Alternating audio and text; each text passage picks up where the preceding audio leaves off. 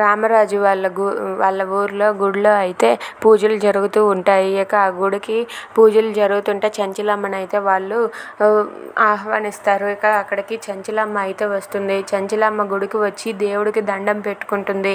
ఇక చెంచులమ్మ రావటంతో అందరూ కూడా చెంచులమ్మకు జేజేలు పలుకుతూ ఉంటారు. ఇక చెంచులమ్మ దేవుడికి దండం పెట్టుకున్నాక అక్కడ ఉన్న రామరాజుకు ఫోన్ చేస్తుంది. ఇక రామరాజు ఎలా ఉన్నారు, బాగున్నారా అని చెప్పి అలా చెంచులమ్మతో మాట్లాడుతూ ఉంటాడు. మాట్లాడుతూ ఉండగా అక్కడ ఎదురుగా కారులో నర్మదా సాగర్ అలాగే చిన్న అయితే ఉంటారు. వాళ్ళు ఆ కారులో ఉండడం గమనించక రామరాజు అక్కడే అలా నిలబడి ఫోన్లో మాట్లాడుతూ ఉంటాడు. అలా మాట్లాడుతూ ఉండగా ఇంతలో అక్కడ ఉన్న సాగర్, నర్మదా, చిన్న అయితే ఒక్కసారిగా షాక్ అయ్యి వాళ్ళ నాన్నకి ఎక్కడ దొరికిపోతారో అని భయంతో అక్కడ కారులో అలా వంగుని చూస్తూ ఉంటారు. అలా చూస్తూ ఉండి ఇంతలో రామరాజు అయితే ఒక్కసారిగా కారు వైపు చూస్తాడు. చూడగానే వీళ్ళైతే షాక్ అవుతారు. Please subscribe.